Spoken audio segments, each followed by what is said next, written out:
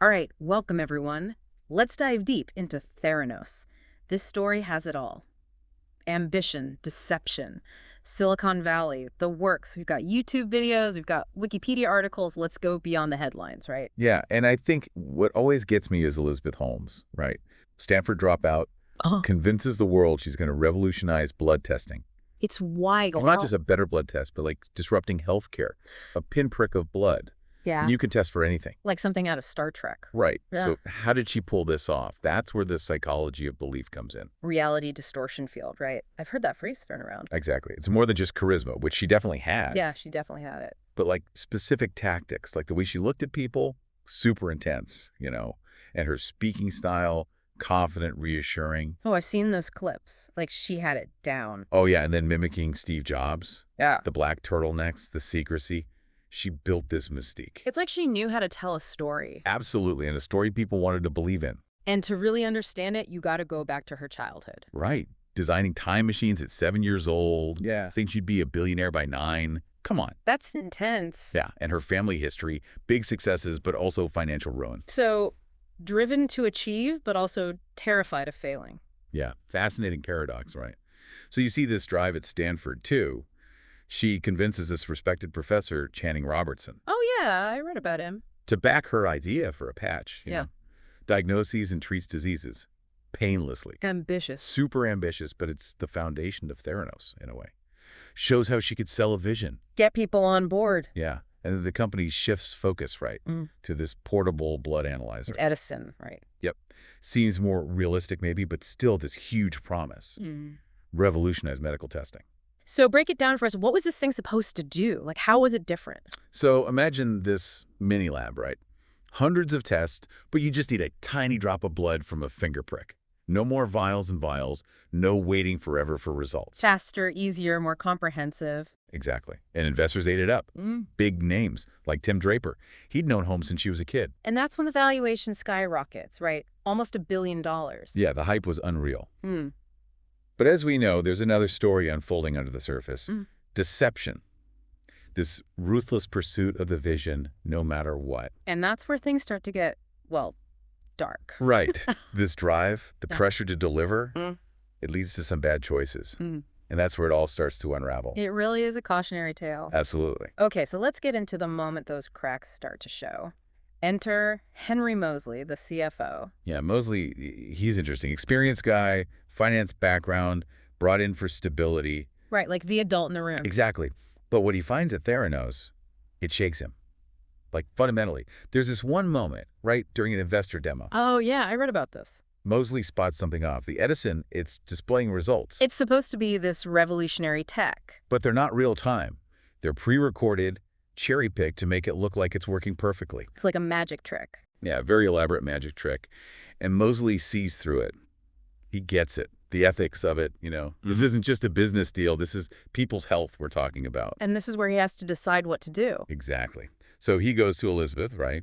Lays it out, says, look, we got to stop. We got to focus on building something real. I can imagine that conversation. And her reaction, ice cold, denies everything, accuses him of disloyalty, fires him on the spot. Wow. Just like that. Yeah, anyone who questions the vision, gone.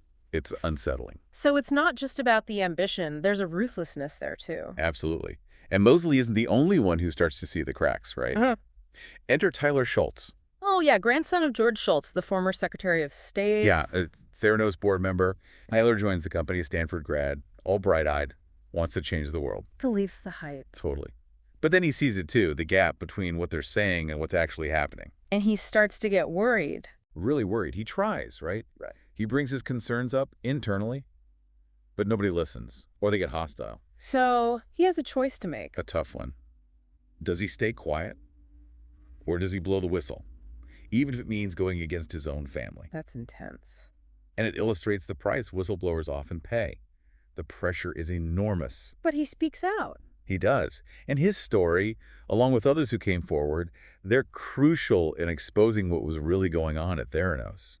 It's risky, too. Theranos was known for being aggressive, Lawsuits, threats, anything to silence critics. Create that culture of fear. Exactly. You don't question, you don't talk. And that's how the truth gets buried. But sometimes it finds a way out. And that's where John Carreyrou comes in. The Wall Street Journal reporter. Yeah, he gets a tip. Something's fishy at Theranos. Carreyrou, he's like the embodiment of investigative journalism, right? He's digging, talking to ex-employees, whistleblowers, experts. Yeah, and he doesn't just take their word for it. He dives into the science, talks to medical professionals who are like, wait, this doesn't add up. Classic David and Goliath. Theranos is this powerful company, and here's this reporter just trying to get to the truth. And they come after him hard. Threats, legal pressure. But he doesn't back down. He's meticulous, he's persistent, and then boom, October 2015, the Wall Street Journal, front page. The bombshell drops. Yeah. Turns out Theranos was only using their fancy tech for a handful of tests.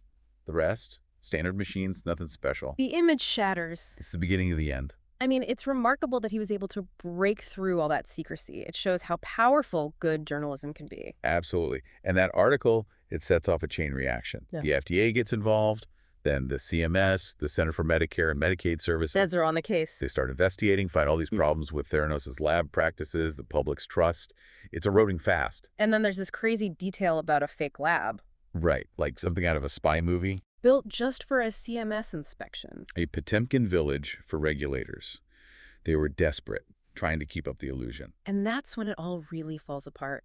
Lawsuits everywhere, investors, patients, everyone feels cheated, partnerships dissolve, that valuation plummets, a total collapse. It's a brutal fall from grace for a company that was supposed to be the future of healthcare. And it raises so many questions, right?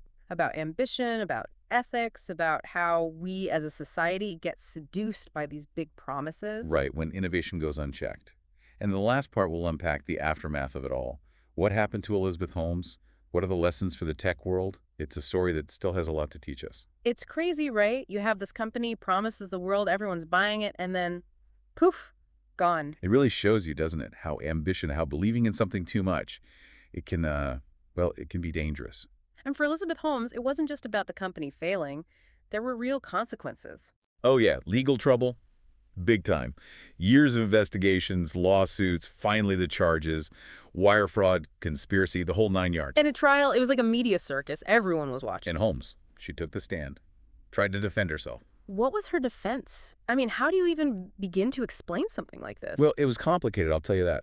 At first, she played the I didn't know card, blamed other people. Sunny Balwani, her ex-partner, the COO. Saying he was running the show. Yeah, basically. Yep. Then she shifted gears, painted herself as the victim, said Balwani was controlling, manipulative, even abusive. Wow, quite a change in strategy. It was a gamble for sure. So, what did the jury think? Well, in 2018, guilty on 4 counts, all related to defrauding investors. Huh. But not guilty on the patient fraud charges. A mixed bag. Yeah.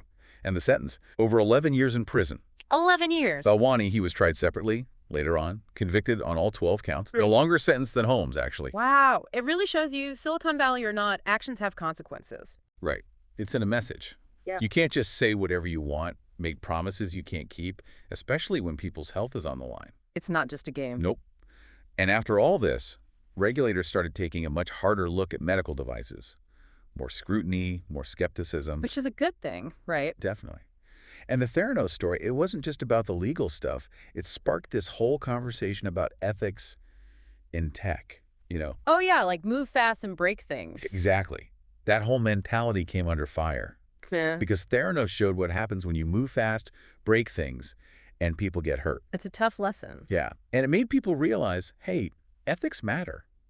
Especially with technology that can impact people's lives, their health. It's not just about the bottom line. Right. And we got to be careful, right? Yeah. We see a charismatic leader, a big promise.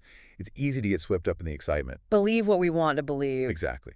But Theranos reminds us, we got to be critical, ask questions, demand proof. Don't just take someone's word for it. Due diligence, even when it's exciting. Exactly. And, you know, we got to give credit where credit is due. The whistleblowers, people like Tyler Schultz, they're the real heroes here. Putting their necks on the line. Because they knew something was wrong. They could have stayed silent, but they spoke up.